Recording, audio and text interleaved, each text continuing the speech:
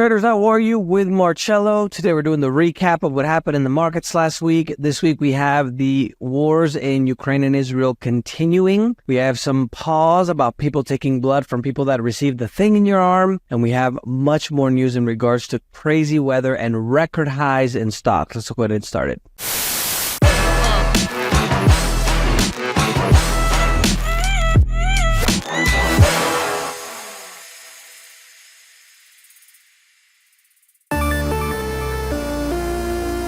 Biggest news of the week was Nvidia. If you guys haven't been paying attention to the news, they've just been on an absolute tear. Now that the whole world is interested in getting all these AI development and chips and programs and software, Nvidia specifically has the kind of chips that the world needs for the AI systems. So everybody is literally buying these chips from Nvidia. They control about 80% of the high-end AI chip market. And they now have become the third most valuable company in the United States and the most traded stock. They overtook Tesla now. Tesla has gone down about 20% in 2024 with the tepid demand for the electric vehicles, but they shattered earnings. They're doing really well.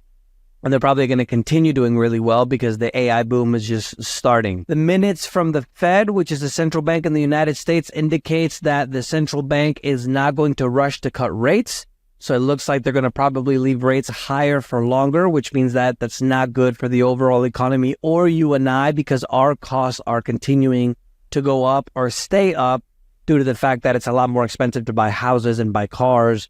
And that obviously with lower rates gets the economy moving. Stocks in the United States, all positive. The Dow hit the 14th record high for the year. S&P 500 as well hit a record high.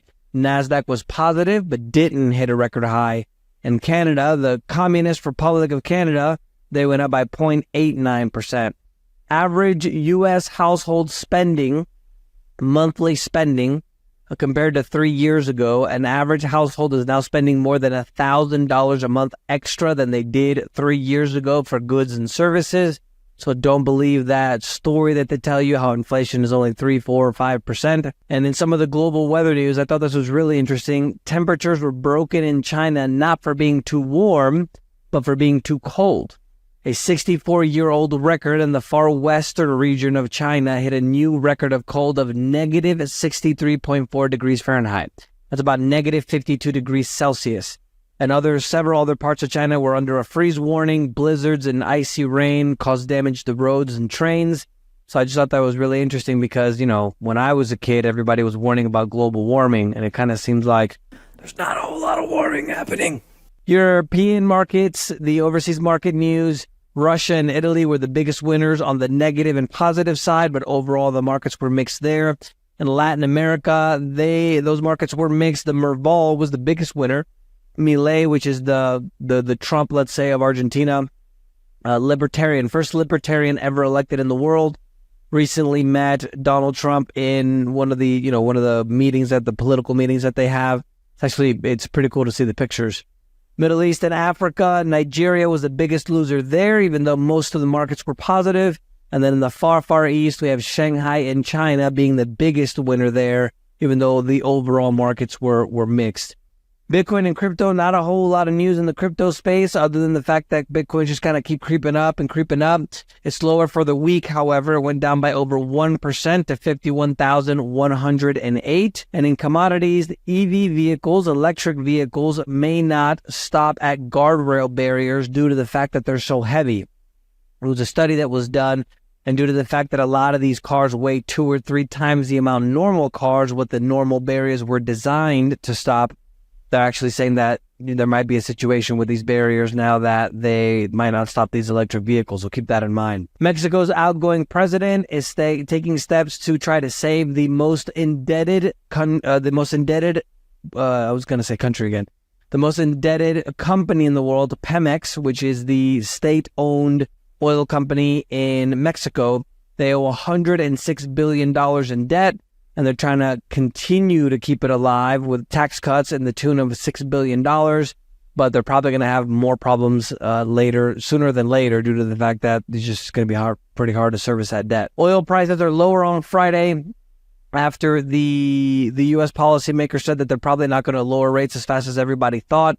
U.S. crude was down over 3% to 76.49, while Brent, which is the international crude, went down over 2.20% to 81.62. And central bank buyers over the decade obviously have continued to buy gold, but something interesting has happened over the last 2 or 3 years where the global buying of gold in the entire world, the central banks now have picked up their buying, and they're about 25 to 30% of the whole market.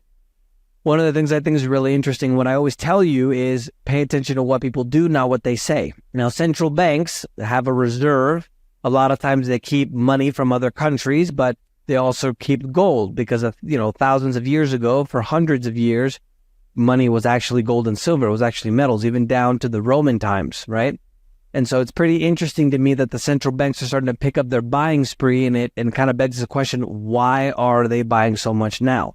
Could we be walking into a financial reset of some kind? Gold is up 1.09% to $2,036.30, while silver is down over 2% to $23.01. This has to do with the increase in the dollar due to the fact that the central bank said that they're going to maintain the interest rates higher. That creates a higher demand for people to come in for the demand of the dollar. The value of the dollar goes up, and then obviously the other commodities, which is most commodities in the world that are listed in dollars, go down because they have an inverse effect with the dollar. Financial and banking news.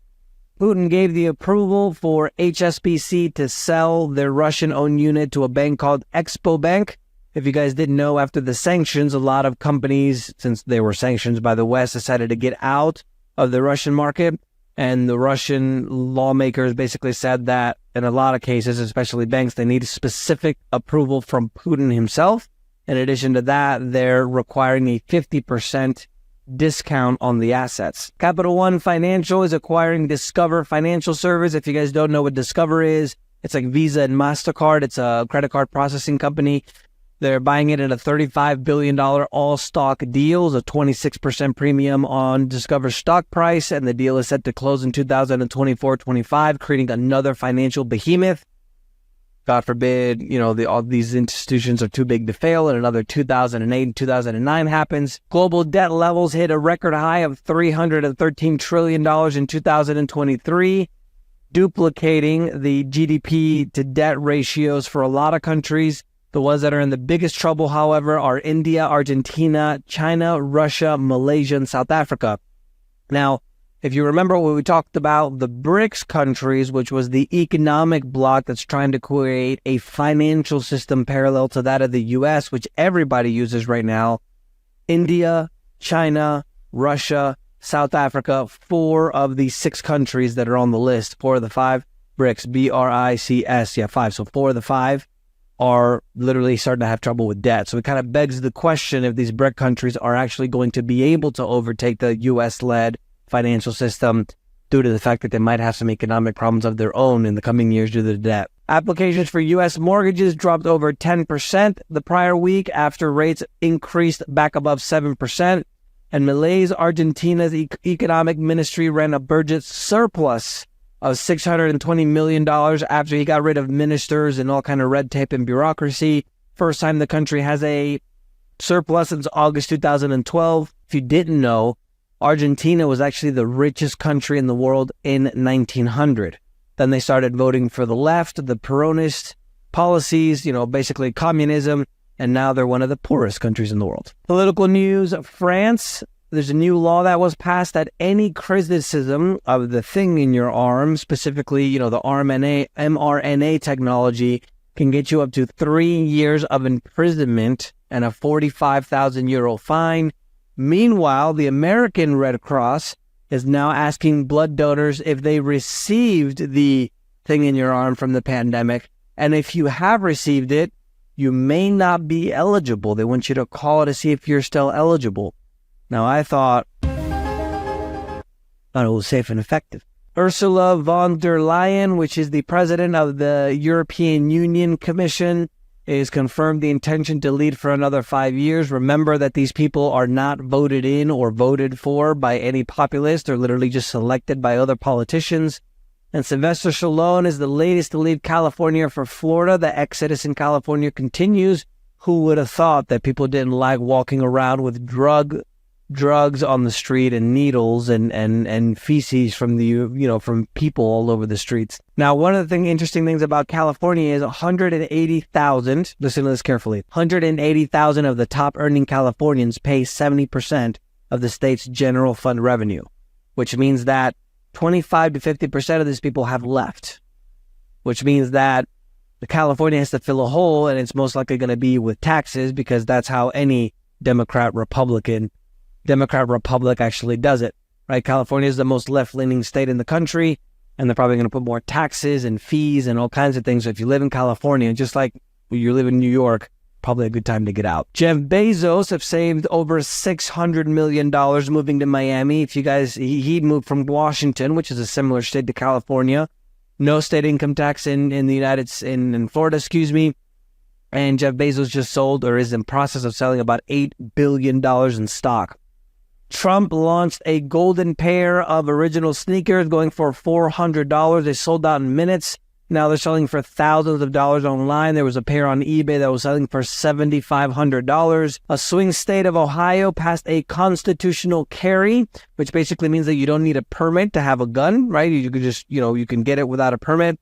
And 6 of Ohio's 8 largest cities experienced a drop in gun crime after they removed the concealed weapons permit, which was actually interesting. And another thing that's interesting is JP Morgan and BlackRock quietly have dropped out of the UN Climate Alliance, which is actually interesting as well. So it looks like all these bureaucratic policies are starting to fall one by one. Economic news, the Bundesbank, which is Germany's central bank, stated that the economy in Germany, which is now the 3rd largest in the world, is likely in a recession now. External demand is weak and consumers remain cautious, while borrowing costs continue to be high because of the interest rates. And poverty levels in Argentina hit 57% in January, the highest level in the last 20 years. So we'll see if the libertarian Milei, the first libertarian candidate to be voted into office anywhere in the world, can turn that around. Corporate news, Moderna surged over 13% after they beat fourth quarter revenue expectations. The company BYD, which is the largest electrical vehicle maker in the world out of China, they are starting to slash their costs as well. Their new car is 20% cheaper at just $11,000 for one of their new models that are coming out. And EU is fining Apple about 500 million euros over alleged breaches of EU competition law. And that is going to be fined or stated to them. I don't know how you say that in English. They're gonna fine them essentially. They're gonna put it on them next month. Technology, Volvo is saying that the emissions from electric vehicles are 70% higher in electric cars compared to gas models, and it takes 9 years of driving in an electric vehicle to become cleaner than gas. So putting all the dots here, remember that a battery in an electric vehicle lasts about 10 years, and to replace one, it costs about $25,000 to $50,000, tens of thousands of dollars. So you buy the electric car because you think you're saving the environment. Then you're really only saving the environment after 9 years, and then only a year later you have to buy another battery, which you literally go back to zero. Not to mention the absolute devastation that these mining companies leave in the land to be able to get the lithium and the copper and all the stuff that you need for those batteries. But, it's just common sense. Who am I to talk about common sense? Neuralink invested, they just came out with their first human trial that was successful. Elon Musk said that the progress was good and the patients seemed to made a full recovery with no ill effects that they were aware of. The initial goal is to be able to control a computer cursor or a keyboard using their thoughts. So Neuralink is another one of Elon Musk's inventions that is continuing to show fruits. And a massive AT&T cell phone blockage or blackout affected 1.7 million customers.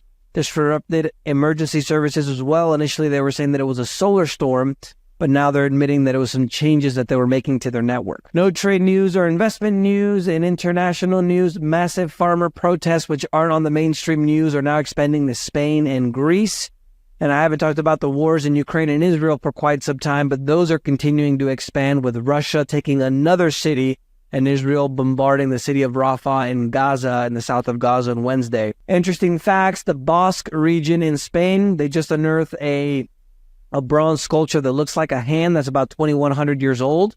And one of the things that's fascinating about the Basque region is that most languages have an origin. For example, Portuguese, Spanish, English, French, they're all Latin languages, so they're traced back to the Roman times. Russian, Ukrainian, there's Slavic languages, German. So everything has an origin, whereas the Basque language in Europe, and this is northern Spain on the border between Spain and France, it doesn't have an origin, so they actually don't know where it came from. That's the news for this week, guys. Let me know if you guys have any questions. Don't forget to subscribe, and remember, the preppers were right.